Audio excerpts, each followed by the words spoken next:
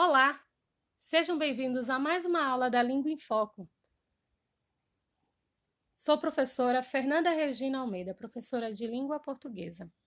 Na nossa aula de hoje, nós falaremos sobre o processo de formação das palavras. Vamos lá? Mas o que vem a ser o processo de formação das palavras?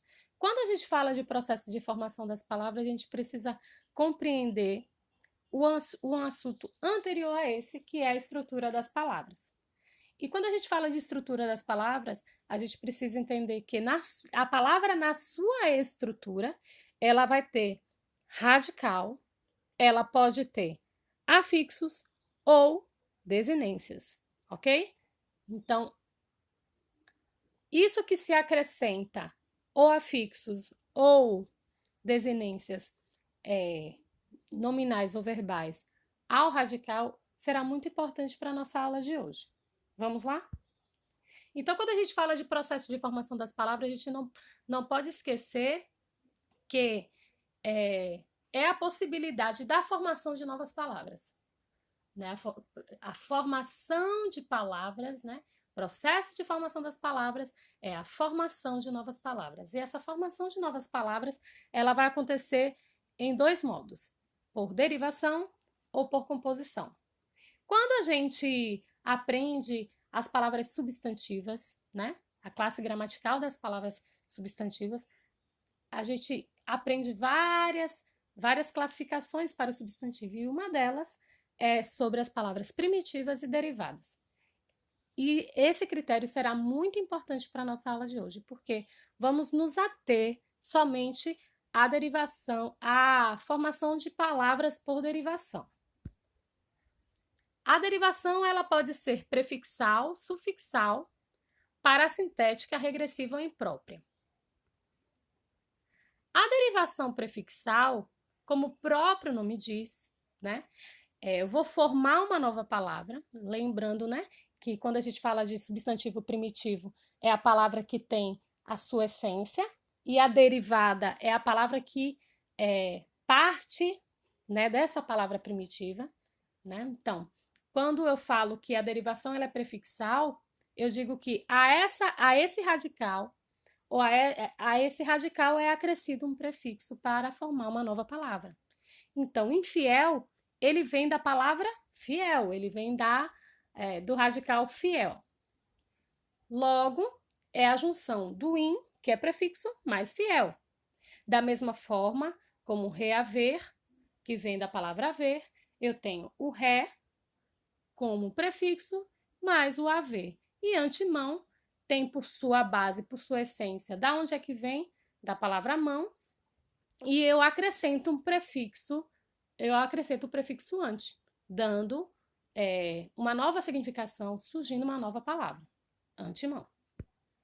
Na derivação sufixal, eu tenho um acréscimo de um sufixo a uma palavra, a um radical. Então, gentileza, ela vem da palavra gentil. É a junção de gentil mais esa, da mesma forma como chatice, que deriva da palavra chato, mas é a junção da palavra chato mais ice. E da mesma forma como tapar, que vem da palavra tapa mais ar. Na derivação parasintética, eu tenho um acréscimo ao mesmo tempo, é importante falar isso. Ao mesmo tempo, né, do sufixo e do prefixo. Eu tenho aqui a palavra envernizar, que vem da palavra verniz, e eu tenho a junção ao mesmo tempo do em, que é prefixo, mais izar, que é o sufixo. Apodrecer, que vem de podre, né? E eu tenho a junção do a, prefixo, mais ec.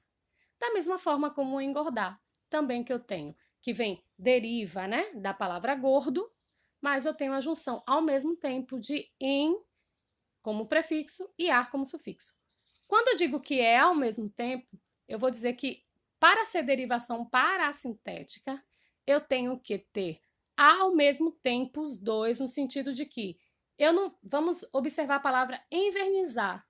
Se eu tirar o sufixo, fica enverniz. Essa palavra não existe. Se eu tirar o prefixo, eu tenho vernizar. Também essa palavra não existe. Então, para ser parassintética, eu acrescento ao mesmo tempo prefixo e sufixo, e essa palavra ela só tem sentido com os dois, ok? Na derivação regressiva, como o próprio nome diz, essa derivação ela vai ocorrer de uma redução da palavra primitiva. Eu vou formar uma nova palavra fazendo uma redução da palavra primitiva. Como aqui a palavra amparo, sobra e choro. Amparo, ele vem da palavra primitiva amparar, então eu reduzi. Eu tive uma redução, eu não tive um acréscimo com prefixos ou sufixos, por exemplo. Eu tive uma redução, da mesma forma como sobra, que vem do verbo sobrar, e choro, que também vem do verbo chorar. Vale também ressaltar que tanto a palavra amparo, sobra e choro são palavras substantivas. E a derivação imprópria, né? Não há alteração na palavra primitiva, há somente a mudança de significado de classe gramatical. Então, eu tenho a palavra jovem, que na sua essência ela é uma palavra adjetiva, ok?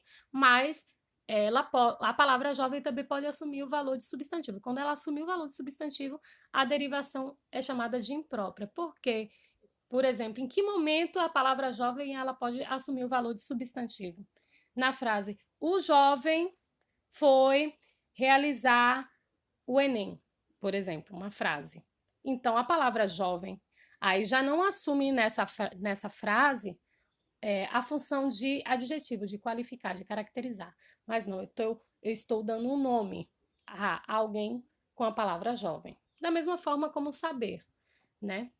Se eu utilizo saber, que é um verbo, como substantivo, eu vou ter também ali a derivação imprópria, né? O saber é muito importante para a vida, por exemplo. Né? Então, nessa frase, o saber, né?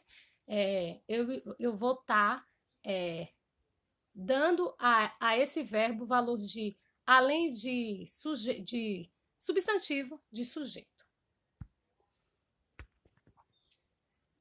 Então, resumindo, o processo de formação das palavras é formado por composição e derivação, e na nossa aula de hoje nós vimos todos esses tipos de derivações: sufixal, com acréscimo de sufixo, prefixal, com acréscimo de prefixo, parassintética, que é o acréscimo tanto de sufixo quanto de prefixo, a derivação imprópria, que é a mudança de classe gramatical, e a regressiva, que é a redução da palavra primitiva. Ficou com alguma dúvida?